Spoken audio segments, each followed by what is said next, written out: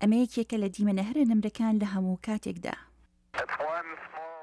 هەنگاوەکی بچووک بوو بۆ مرۆڤ و بازدانێکی مەزنە بۆ مرۆڤایەتی.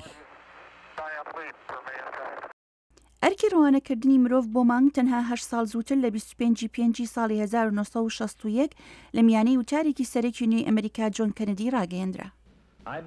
لەو باوەڕەدام ئەم نیشتیمانە پێویستە خۆی پابەند بکات بۆ وەدەستێنانی ئامانجی نیشتنەوەی مرۆڤێک لەسەر ڕووی مانگ و گەڕاندنەوەی بە سەلامەتی بۆ سەرزەوی بەر لە کۆتایی ئەم 10 ساڵە. بۆ ئامادەکاری بۆ ئەو قۆناغە لە ساڵی 1950 دا یەکێتی سۆڤیەت یەکەمین مانگی دروستکردی ڕەوانەی وڵای ئاسمان کرد. تەنها یەک مان بەر لە ڕاگەیاندنەکەی کەنەدی یەکێتی سۆڤیەت ئاهەنگی بە بۆنەی دەستکەوتی تەکنۆلۆژیەکی تر ساز کرد.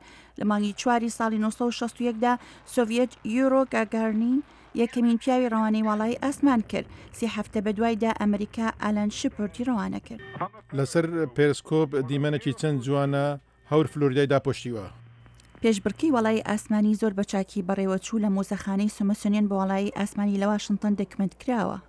ئالان نەدال بەڕێوەبەری مۆزەخانەکە لەو بارەیەوە دەڵێت. یەکێتی سۆڤیەت بەرهەڵستێکی ڕاستەقینەی بۆ باڵادەستی ئەمریکا ساز دەکرد و مەترسیەکە ئەو بوو کەوا زۆربەی ئەو وڵاتانە داهاتنەکایەوە لە ئەمریکای لاتین و ئاسیادا دەیانویست مۆدێلێکی سیستەمی کۆمونیستی سۆڤیەتی هەڵبژێرن لە بری بازاری ئازاد کە سیستەمی سەرمایەداریە کە وڵاتە یەکگرتووەکان گرتووی تێبەر. لە کاتی وتارەکەی بەڕێز کەنەدی هەروە کێشەیەک لە ئەمریکا لە ئارادا بوو.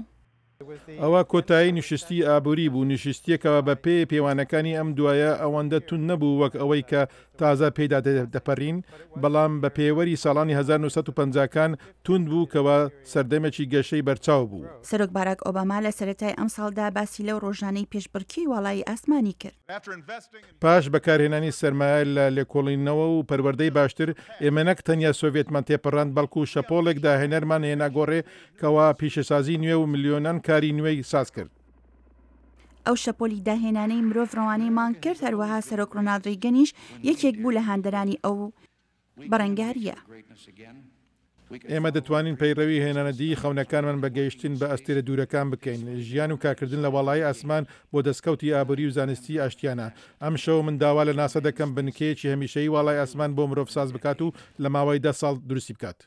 کاتی زیاتری خایاند وەک لەوەی پلانی بۆ دانرابوو، بەڵام خەڵق لە ماوەی 10 ساڵانی ڕابردوو بەردەوام لەسەر بنکەی نێودەوڵەتی وڵای ئاسمان ژیاون. هەر بۆیە ئەو بنکەیە بە پێشکەوتنی گەگورە بۆ مرۆڤایەتی دادەنرێت. نێداڵ لەو بارەیەوە دەڵێت. ئەم ڕەوانگەیە کە دەڵێت ئێمە بەنیازی ئاشتی بۆ هەموو مرۆڤایەتی هاتوین گەڵەڵە کرا و لە ڕاستیدا لە دنیا پەسەند کرا کەوا ئەمە دەستکەوتێکی مرۆڤە بە هەمان شێوەی نیشاندانی باڵادەستی ئەمریکا لەو بوارەدا. هەروەها هەنگاوێکی مەزنا بۆ هەموو مرۆڤایەتی. ئەم راپۆرتتان لە بەشی کوردی رادیۆ دانی ئەمریکا پێشکەش کرا.